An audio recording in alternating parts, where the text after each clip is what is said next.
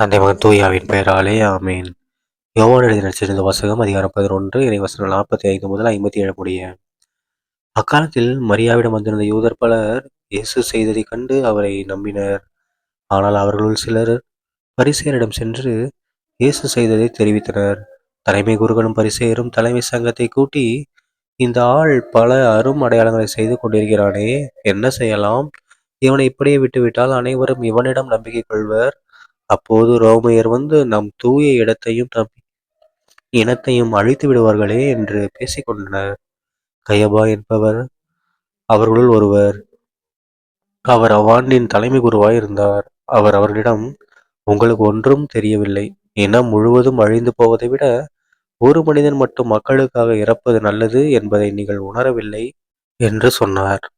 இதை அவர் தாமாக சொல்லவில்லை. அவர் அவ்வாண்டின் தலைமை குருவாய் இருந்ததால் இயேசு தம் இனத்திற்காகவும் தம் இனத்திற்காக மட்டுமன்றி சிதறி வாழ்ந்த கடவுளின் பிள்ளைகளை ஒன்றாய் சேர்க்கும் நோக்குடன் அவர்களுக்காகவும் இறக்கப் போகிறார் என்று இறைவாக்காக சொன்னார்.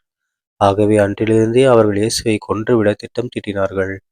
அது முதல் இயேசு யூதரிடையே வெளிப்படையாக நடமாடவில்லை. அவர் அவ்விடத்தினின்று அகன்று பாலை நிலத்திற்கு அருகிலுள்ள பகுதிக்கு போனார்.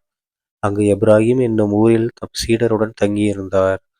யூதருடைய பாஸ்கா விழா அண்மையில் நிகழ இருந்தது. விழாவுக்கு முன் தங்கள் தூய்மை சடங்குகளை நிறைவேற்ற பலர் நாட்டுப்புறங்களிலிருந்து எருசலேமுக்கு சென்றனர். அங்கே அவர்கள் இயேசுவை தேடினார்கள். அவர் திருவிழாவுக்கு வரவே மாட்டாரா? நீங்கள் என்ன நினைக்கிறீர்கள் என்று கோவிலில் நின்று கொண்டிருந்தவர்கள் தங்களிடையே பேசிக் கொண்டார்கள்.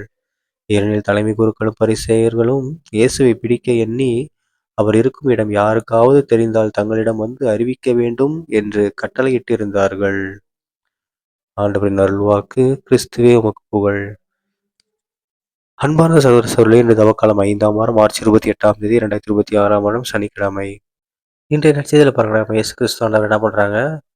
யூதர்கள் ஏசப்பாவை எப்படியாவது கொன்னுறணும், கண்டுபிடிச்சி கொலை பண்ணிடணும்.